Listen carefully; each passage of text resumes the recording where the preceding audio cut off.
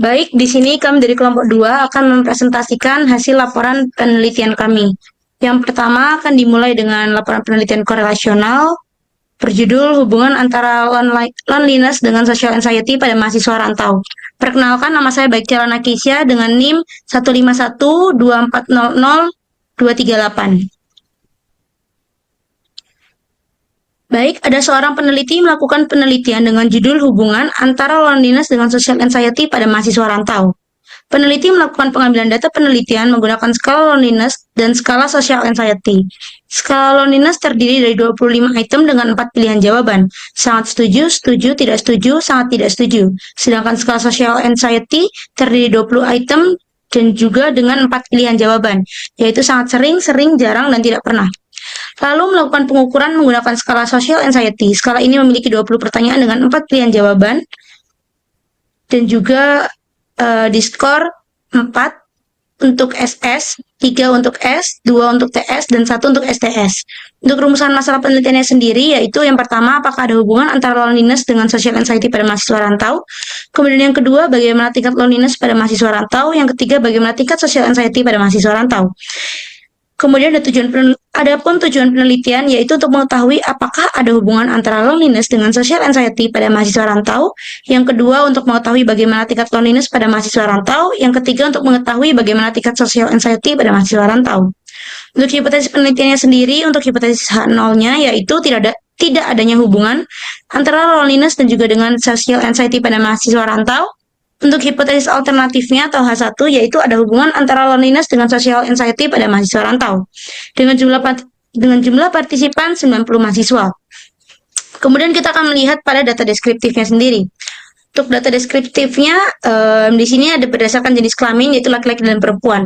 Berdasarkan hasil analisis secara deskriptif menggunakan SPSS versi 16 menunjukkan bahwa dalam penelitian hubungan antara loneliness dengan social anxiety pada mahasiswa rantau sebanyak 49 atau 54,4% siswi berjenis kelamin perempuan, sedangkan sebanyak 41 atau di sini ada typo, atau 45,6% mahasiswa berjenis kelamin laki-laki. Ini lewat. Salah, anjir, harusnya nggak bisa pendidikan. Kemudian ada min hipotetiknya. Untuk yang skala loneliness sendiri, skor maksimalnya yaitu 100, skor minimalnya 25 dengan range-nya 75. Untuk min hipotetiknya ada 62,5, untuk standar deviasi hipotetiknya yaitu ada 12,5. Karena hasil perhitungan standar deviasi kita peroleh 12,5, maka setiap area dalam kurva bernilai 12,5. Jadi jika kita membuat 3 kategori, maka 6 area dalam kurva kita bagi menjadi 25. Sehingga rentang skornya akan menjadi 76 sampai 100, 51 sampai 75, dan juga kurang dari sama dengan 50. Untuk skala social anxiety-nya sendiri yaitu skor maksimalnya 80, skor minimalnya 20 dengan range 60. Untuk min hipotetiknya sendiri yaitu 50, untuk standar deviasi hipotetiknya yaitu 10. Kemudian karena hasil perhitungan standar deviasi kita peroleh skor 10, maka setiap area dalam kurva bernilai 10. Jadi jika kita membuat sebanyak 3 kategori, maka 6 area dalam kurva kita bagi menjadi 20, sehingga rentang skornya akan menjadi tinggi 61 sama dengan 80, untuk yang sedang yaitu 41 sama dengan 60, dan untuk yang rendah yaitu kurang dari sama dengan 40. Untuk min empiriknya sendiri, berdasarkan yang telah kita analisis melalui SPSS, dapat diketahui min empirisnya untuk yang X atau loneliness-nya yaitu 60,87, untuk yang Y-nya atau social anxiety-nya 29,08. Sehingga untuk min empiris X, kita dapat simpulkan bahwa dengan jumlah 60,87 yang berada di bawah 62,5 sehingga termasuk dalam kategori rendah. Berdasarkan hasil tersebut dapat kita simpulkan bahwa tingkat loneliness responden berada pada kategori rendah. Hal ini menunjukkan bahwa sebagian besar responden relatif tidak memiliki perasaan kesepian yang tinggi, memiliki hubungan sosial yang cukup baik, serta merasa cukup terhubung secara emosional dengan lingkungan sekitarnya. Untuk min empirisnya sendiri, yang skala social anxiety yaitu 29,08 yang berada di bawah 50 sehingga termasuk dalam kategori rendah. Sehingga dapat kita simpulkan bahwa tingkat social anxiety responden berada pada kategori rendah, yang berarti responden cenderung tidak sering mengalami kecemasan berlebihan dalam situasi sosial, membuatnya merasa lebih nyaman saat berinteraksi dengan orang lain serta tidak terlalu takut akan penilaian negatif, penolakan, ataupun rasa malu dalam lingkungan sosial. Kemudian kita melakukan uji asumsi atau uji prasyarat sebelum kita menganalisisnya. Yang pertama ada uji normalitas. Nah, berdasarkan hasil uji normalitas, kita menggunakan Shapiro-Wilk dengan bantuan program SPSS versi 16, sehingga diperoleh skor signifikansi 0,000, yang berarti kurang dari 0,01, yang berarti sebaran data penelitiannya berdistribusi tidak normal. Di sini mengapa kami menggunakan Shapiro-Wilk? Dikarenakan jumlah partisipan kami sebanyak 90, yang berarti di bawah 100. Untuk uji linearitasnya sendiri, yaitu hasil uji linearitas hubungan antara variabel loneliness dengan social anxiety dengan bantuan program SPSS versi 16, pada deviasi from linearity-nya diperoleh skor F sama dengan 2,014 dengan signifikansinya 0,012, yang berarti kurang dari 0,05, yang berarti ada hubungan yang tidak linear antara loneliness dan juga dengan social anxiety. Sehingga kami melakukan analisis non-parametrik, yaitu menggunakan Spearman-Rho. Dapat kita lihat dari dalam tabel, yaitu membuktikan bahwa hasil uji korelasi menggunakan korelasi Spearman dengan bantuan program SPSS versi 16 diperoleh skor korelasi antara loneliness dengan social anxiety sebesar RxY sama dengan minus 0,216 dengan signifikansi sebesar 0,020, yang berarti di bawah 0,05, sehingga artinya terdapat hubungan negatif yang signifikan antara loneliness dengan social anxiety pada mahasiswa rantau. Sehingga dapat dijelaskan atau dapat disimpulkan bahwa semakin tinggi skor loneliness, maka akan semakin rendah skor social anxiety-nya, begitu pula sebaliknya. Selanjutnya akan dipresentasikan oleh rekan saya. Baik, selanjutnya ada penelitian komparatif. Sebelumnya, perkenalkan dulu, nama saya Cherry Rizky Julia Wardani dengan NIM akhir 223. Penelitian komparatif yang berjudul Perbandingan tingkat stres akademik antara mahasiswa jurusan kedokteran, hukum, dan teknik sipil. Oke, slide ke bawah. Berikut adalah rumusan masalah penelitian. Yang pertama, apakah ada perbandingan tingkat stres akademik antara mahasiswa jurusan kedokteran, hukum, dan teknik sipil? Yang kedua, jurusan mana yang memiliki tingkat stres akademik tertinggi di antara mahasiswa kedokteran, hukum, dan teknik sipil? Yang ketiga, sejauh mana jurusan mempengaruhi perbedaan tingkat stres akademik mahasiswa? Tujuan penelitiannya untuk mengetahui apakah ada perbandingan tingkat stres akademik di antara mahasiswa jurusan kedokteran, hukum, dan teknik sipil. Yang kedua, untuk mengetahui jurusan mana yang memiliki tingkat stres akademik tertinggi. Yang ketiga, untuk mengetahui pengaruh jurusan terhadap tingkat stres akademik mahasiswa. Hipotesis penelitian. Yang pertama, hipotesis 0, yaitu H0. Tidak terdapat perbedaan tingkat stres akademik antara mahasiswa jurusan kedokteran, hukum, dan teknik sipil. Kemudian ada hipotesis alternatif, yaitu H1. Terdapat perbedaan tingkat stres akademik antara mahasiswa jurusan kedokteran, hukum, dan teknik sipil. Berikut jumlah partisipan, ada 180 mahasiswa yang terdiri dari 60 mahasiswa kedokteran, 60 mahasiswa hukum, dan 60 mahasiswa teknik sipil.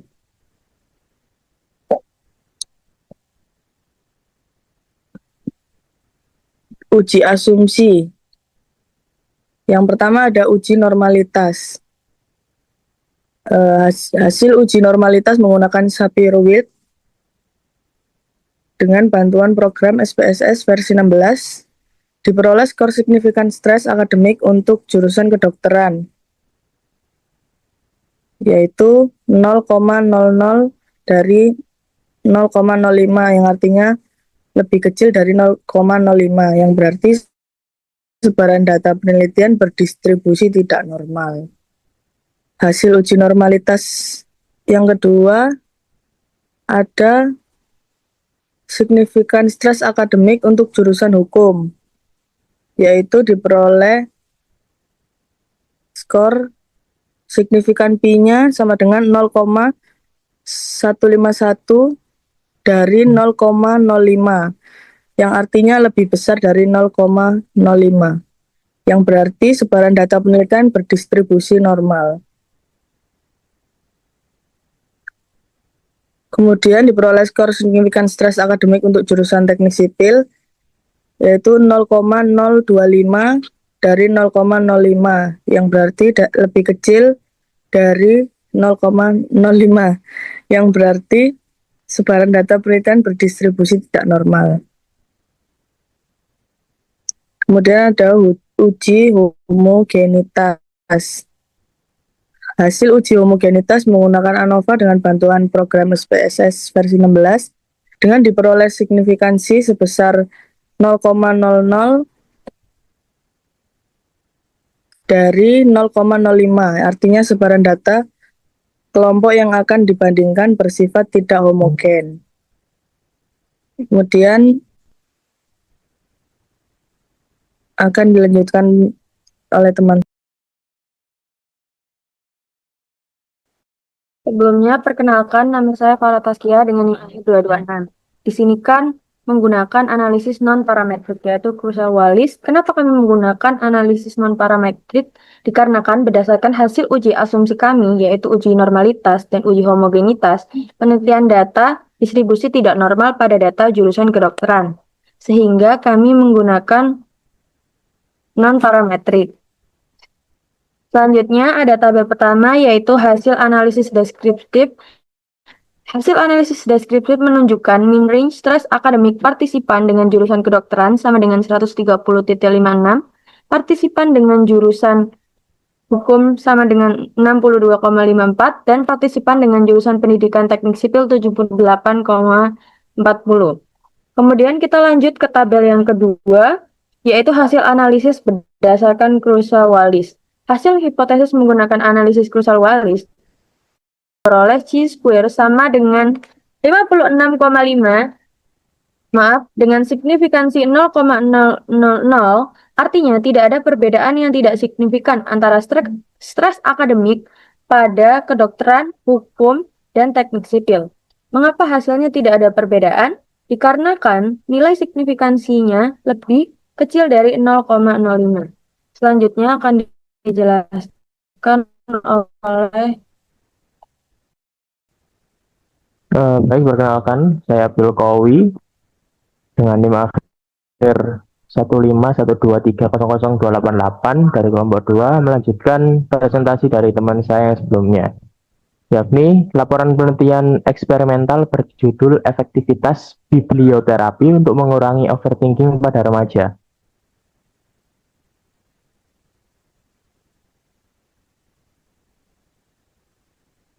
Nah, lalu di mana seorang peneliti melakukan penelitian eksperimen dengan judul efektivitas biblioterapi untuk mengurangi overthinking pada remaja. Desain penelitian ini ini eksperimental murni, merupakan desain penelitian eksperimen yang menggunakan kelompok eksperimen dan kelompok kontrol dengan partisipan yang diambil secara random. Pengukurannya kami menggunakan pretest dan posttest. Lalu untuk jumlah partisipannya yakni 90 partisipan yang terdiri dari 45 partisipan kelompok eksperimen dan 45 partisipan kelompok kontrol. Hipotesis, biblioterapi efektif untuk mengurangi overthinking pada remaja. Untuk rumusan masalah sendiri yang pertama yakni apakah terdapat perbedaan tingkat overthinking pada remaja sebelum dan sesudah diberikan biblioterapi pada kelompok eksperimen.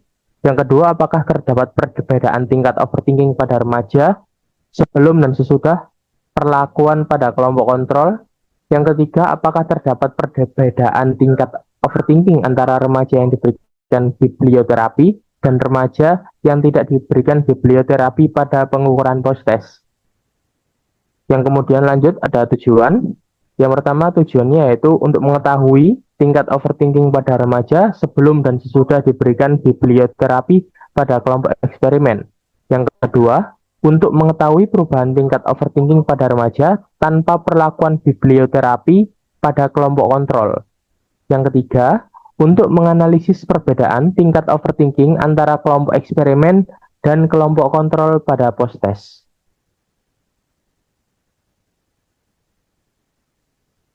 Baik, uji asumsi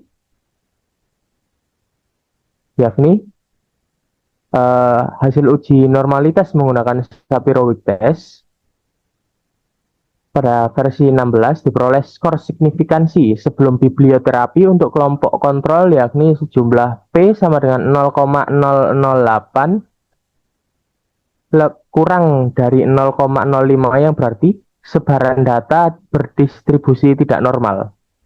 Hasil uji normalitas menggunakan Shapiro-Wilk test diperoleh skor signifikansi sebelum biblioterapi untuk kelompok eksperimen yakni sejumlah P sama dengan 0,285 lebih besar daripada 0,05 yang berarti sebaran data penelitian berdistribusi normal. Uji homogenitas. Pada uji homogenitas yakni kami menggunakan ANOVA dengan bantuan SPSS versi 16 diperoleh skor signifikansi sama dengan 0,573 yang berarti P lebih besar daripada 0,05. Artinya, sebaran data kelompok yang akan dibandingkan bersifat homogen. Yang kedua, yang berikutnya adalah analisis non-parametrik atau Mann-Whitney U-test, yakni hasil analisis deskriptif menunjukkan mean rank score overthinking pada kelompok kontrol adalah 39,42, sedangkan skor mean rank pada kelompok eksperimen adalah 51,58. Dapat dilihat pada tabel 1. Berikutnya tabel 2. Hasil uji hipotesis menggunakan Mann-Whitney U diperoleh skor Z sama dengan negatif 2,207 dengan signifikansi sama dengan 0,027 atau P kurang dari 0,05. Artinya ada perbedaan overthinking yang signifikan pada kelompok kontrol dan kelompok eksperimen. Dapat disimpulkan bahwa biblioterapi efektif untuk mengurangi overthinking pada remaja. Baik, sekian presentasi dari kelompok kami, kelompok 2. Bila ada kurangnya mohon maaf, bila ada lebihnya mohon dikembalikan. Selamat sore, terima kasih.